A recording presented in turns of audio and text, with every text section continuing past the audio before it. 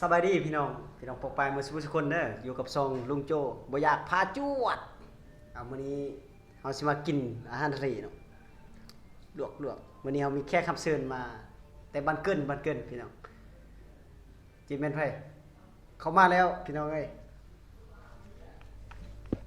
สบายดีอะพี่น้องหมดทุกคนใช่ปะโอเคสิลองก็ได้พี่น้องเอ้ยตัวนี้ลวกเนาะตัวนี้บ่ได้ลวกนั่นแหละ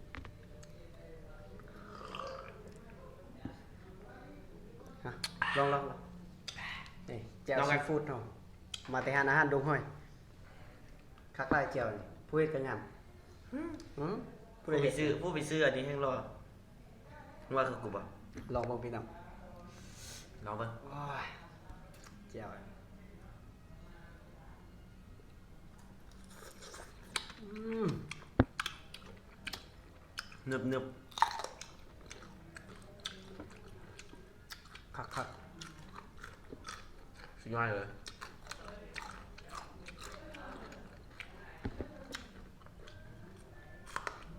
มากพี่หนู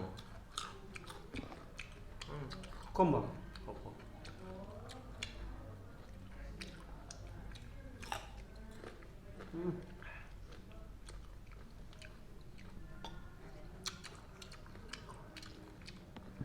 แต่งเขาก็มี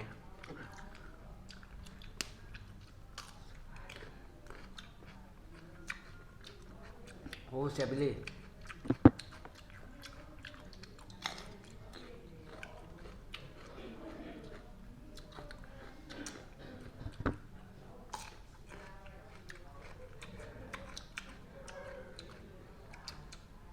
ตัวนี้สุดๆเลยเนาะตัวนี้พี่น้อง ถ้าเจอแม่งก็ดีนต่อ ฮะยังบ่ได้เสียสดเลยนี่ยังสด ลองกุ้งบ้างพี่น้องกุ้งดิบเบียดกุ้งสุก โอ้ยสดๆเลยพี่น้องเอ้ยอืม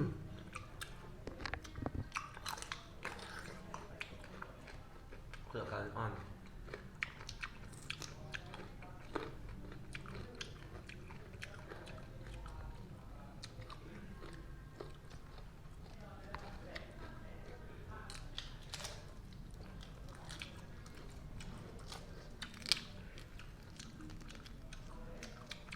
มาพี่น้อง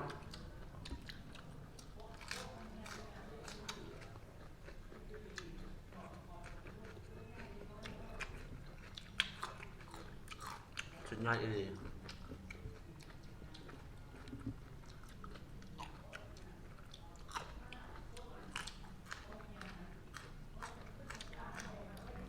คนจนเนาะมีสำได้กินสำนั้นพี่น้องเอ้ย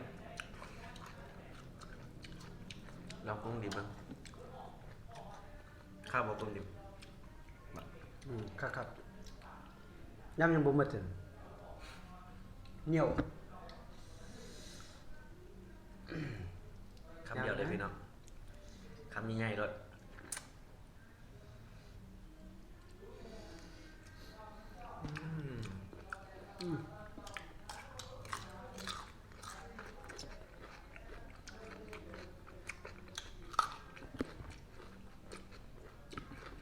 มาหลักที่หนู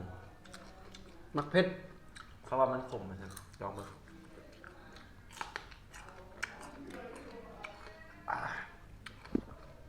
กลมอีหลี ลองมา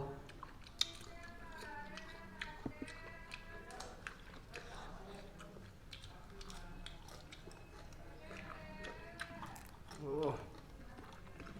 คักอีหลีพี่น้องเอ้ยเห็นแต่บ่ได้มาเฮ็ดเนาะมื้อนี้ลุงโจเฮ็ดเองเลยปล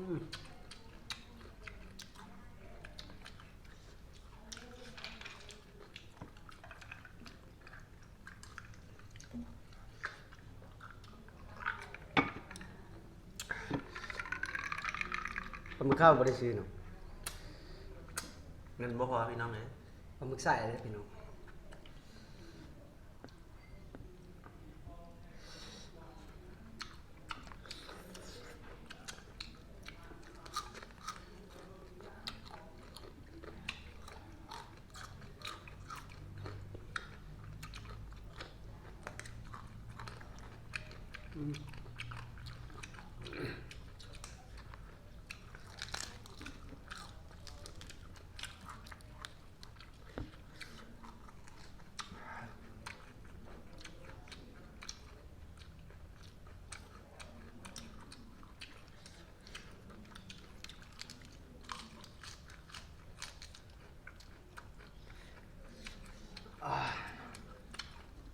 ลองมึกสายมั้ง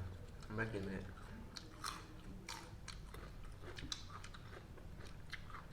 คำง่ายเลยพี่น้องมึกสาย โอ้ยอยากกินน้ำบนเกี่ยวไล่ๆด้วยโอ้คักดีพี่น้องเอ้ย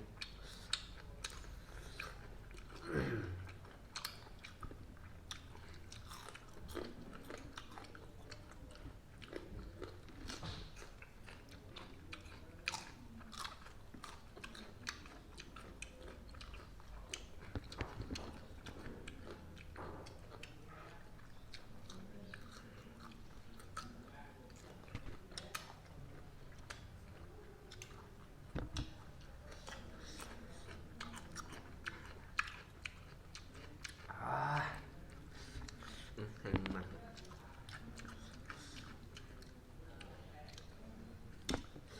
เผ็ดบ่ได้ลูกเผ็ดนี่บ่ได้นั่นไม่ค่านี่เอาชื่อว่าบ่เผ็ดบัดมากินแล้วเผ็ดแต่เผ็ดว่าเอ้ย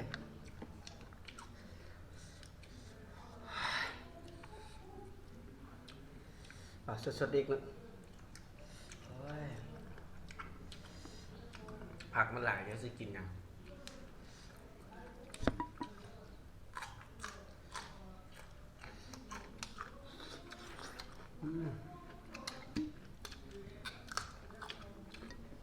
อย่าลืม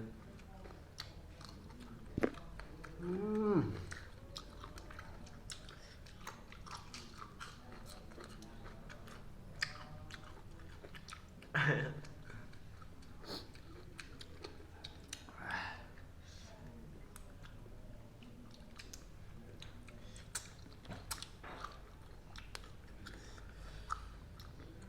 ตัวโห ไปใส่มาเมื่อกี้นี่เดมัน อ่ะสดๆอีกบ้านหนึงว่ากินไปเลยนะสด บริชื่อพี่น้อง ไปข้อเข้ามา ไปลักเข้ามา ๆว่ามีเงินซื้อ มาที่ซื้อแล้วเงินบ่พอ ไปได้ลักก็อ้าย มีไงพี่น้องกุ้ง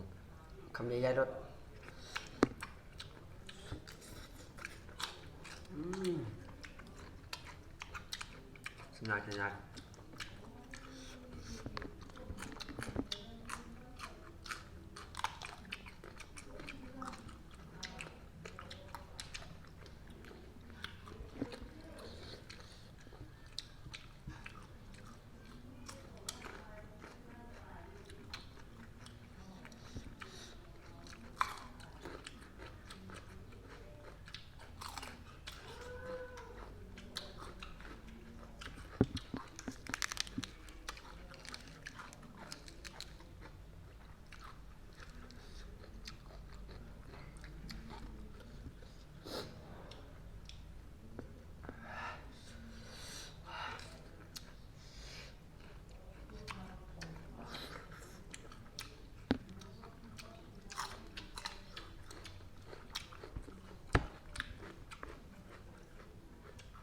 อ่า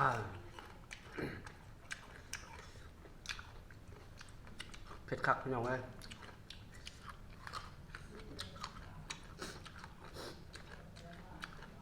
ทั้งกินทั้งให้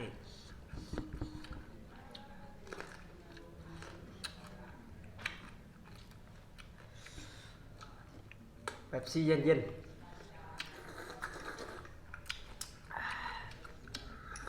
เอาไว้อย่างก่อนแฟนต้าซ่าได้ทุกที่ ๆแบบซีได้ทุกท่าแฮะ บอกเลยตัวที่ตัดออกตัดออก ผิดระเบียบอ้ายมันไปดำอยู่ทะเลมาเมื่อคืนนี้บ่ได้นอนมื้อคืน ฟันไปเที่ยว อิ่มแล้วพี่น้อง เฮ้ย จุกเลย ยังเต็มผ้าอยู่นะอิ่มบ่ได้เด้อ แค่ขับเชิญกับยักยอมแบบแนวนี้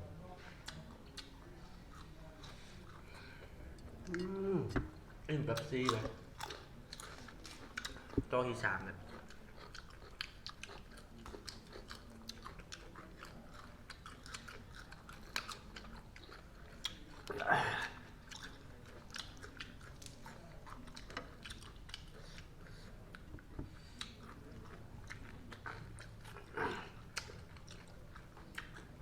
สุด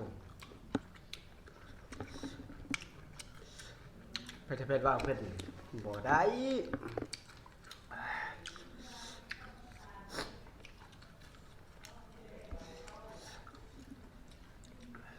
มันเนี่ยเอากินเมียงเนี่ยก่อน มียังไง มันกุ้งมุกซ้ายมุกด้วยเพื่อจะไปซ่อนเสื้อเนี่ยก่อนข้างในอ่ะขาวนะบ่มี โอ้ยอยากอยู่เลยเด้อพี่น้องเอ้ย อืม อืมกระเพาะน้อยเลยกระเพาะคนจน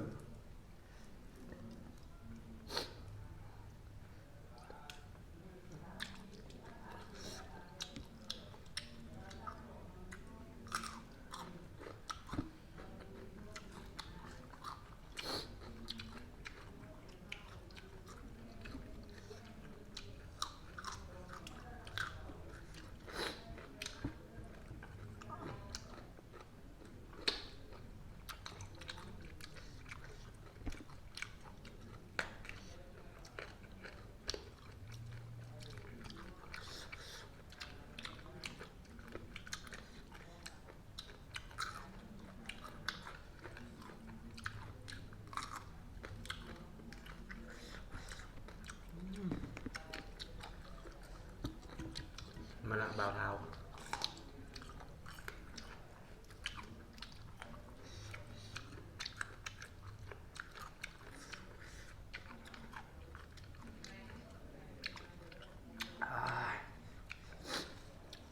ขาดกิเลสพี่น้องเอ้ย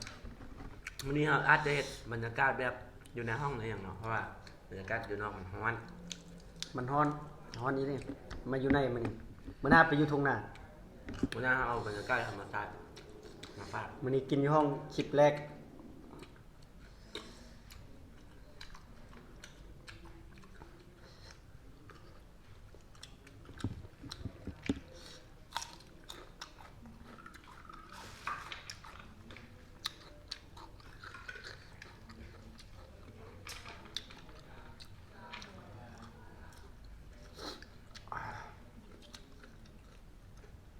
อ้าว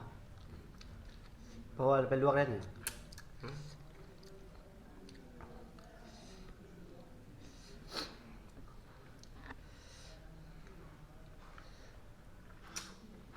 กินดอก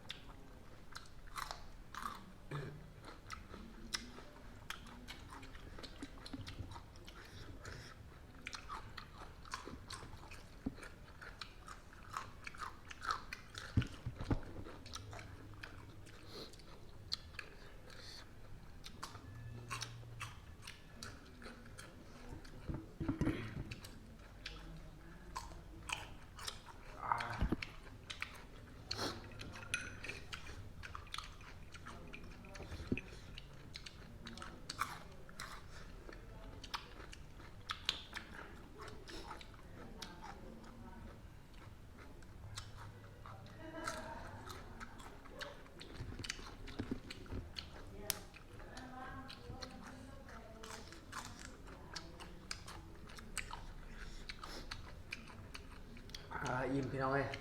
อิ่มคักขนาด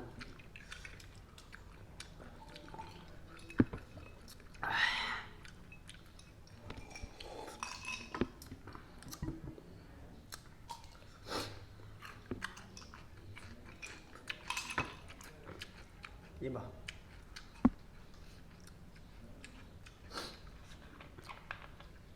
กินน้ำเป๊ปซี่นี่อย่างวะ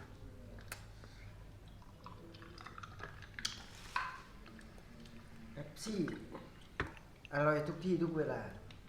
มันจะสปอนเซอร์เดี๋ยวนี้เด้อ บ่มีสปอนเซอร์พี่น้อง งบตัวเองทางนั้นฮะลองหยิบวันหนึงพี่น้อง โอ้ย คำใหญ่ๆไปเลย เผ็ดรสเลยพี่น้องเลย กุ้งตัวใหญ่ๆเลย จริงๆแพ้อาหารทะเลกินดีๆหมด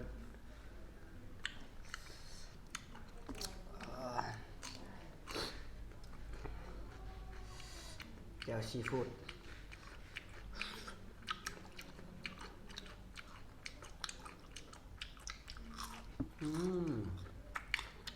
กรอบไปดิ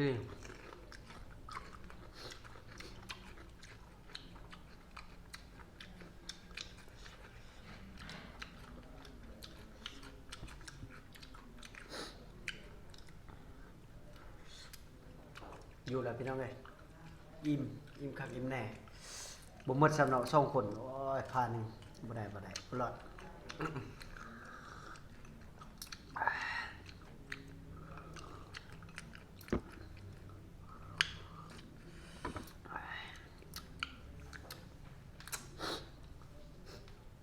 ปิดเก็บไปอิ่มแล้ว เห็นไหม หืม อ่ะมื้อนี้มีแต่พอซ้ำนี้กันพี่น้องไม่ไหวละ เอ้ย พากันอิ่มไปเลย ทั้งแซ่บทั้งเผ็ดพี่น้องเลย สุดยอดหลายๆมื้อนี้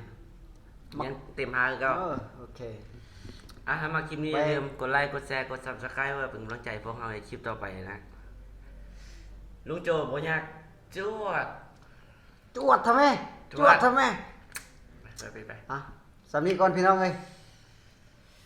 ไว้คลิปหน้าได้พี่น้องเลยเอาเช็ดโอ้ยเบิ่งคลิปหน้านี่เอาจุ่มเพียเลยพี่น้องเลย เบิ่งผู้ติดตามกันพี่น้อง อ่ะบาย ถ้าคลิปนี้กดไลค์ฮอต500 คนที่เห็นได้กินเลย โอเค จมจีน